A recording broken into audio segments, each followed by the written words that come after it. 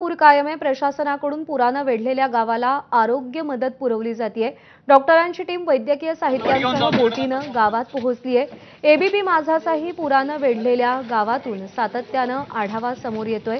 3 तालुक्यातील 17 गावांचा संपर्क तुटलाय आणि याचा आढावा घेतलाय पंकज क्षीरसागर यांनी।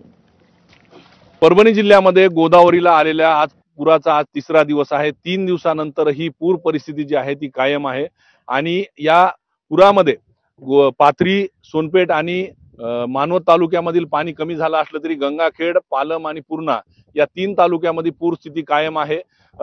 3 तालुक्यातील 17 गावांचा संपर्क जो आहे तो तुटलेला आहे।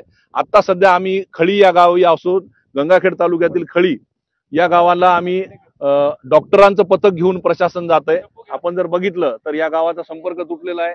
मेडिकल इमर्जन्सी असल्यामुळे बोटीच्या माध्यमातून आरोग्य पथक तिथं जात आहे आणि ही पाहणी तिथं जाऊन दिवसभर थांबून त्यांचे आरोग्य तपासणी केली जाणार आहे। आपल्यासोबत उपविभागीय अधिकारी आहेत। सर, कशा पद्धतीने परिस्थिती आहे? तालुक्यामध्ये खूप मोठ्या प्रमाणात पूर परिस्थिती निर्माण झाली आहे। जवळपास 17 गावांमध्ये पुराच्या पाण्यामुळे संपर्क तुटलेला आहे। यापैकीच काही गावांमध्ये वैद्यकीय इमर्जन्सी आल्यामुळे वैद्यकीय पथक घेऊन स्थानिक वैद्यकीय प्रशासनाच्या वतीनं आम्ही गावामध्ये वैद्यकीय पथक घेऊन जात आहोत, जेणेकरून दिवसभर गावामध्ये ज्यांना काही वैद्यकीय प्रॉब्लेम आहे त्यांची ट्रीटमेंट होऊन सायंकाळी पथक परत येईल। सद्यस्थितीमध्ये थोडासा दिलासा आहे।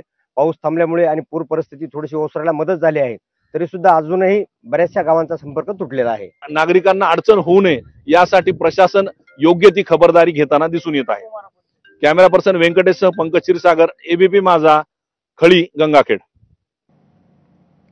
परभणी जिल्ह्यात झालेल्या अतिवृष्टीमुळे शेतीचं मोठं नुकसान झालंय। परभणीच्या धानोरा काळे गावातील एमएससी कम्प्युटर झालेला 23 वर्षीय तरुण अनिकेत काळेनं शेतीत नवीन प्रयोग केला होता। 4 एकरमध्ये बेड पद्धतीनं सोयाबीनची शेती केली, मात्र पुरामुळे 4 एकर सोयाबीनचं नुकसान झालंय। मात्र अनिकेत काळेनं अजूनही हार मानलेली नाहीये। तर आज या वर्षीच मी नवीन शेतीत उतरलो। काका आहेत माझे, दुसरे वडील नाहीत, वडील वारलेले आहेत। आणि शेतीत उतरलो, प्रयोग करण्याचा बेडवर सोयाबीन लावण्याचा प्रयोग केलता, तरी पण पाण्यावाचून सगळंच गेलं। सोयाबीन काहीच राहिलं नाही।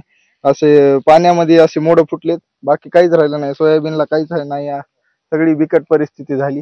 सरकारकडे एवढीच मागणी आहे की सरकारनं ओला दुष्काळ जाहीर करावा आणि शेतकऱ्यांची पूर्ण कर्जमाफी करावी। दुष्काळी बीड जिल्ह्यामध्ये पावसानं हाहाकार माजवलाय। या पावसामुळे शेतीचं नुकसान झालंच, मात्र काही जणांना आपला जीवही गमवावा लागला।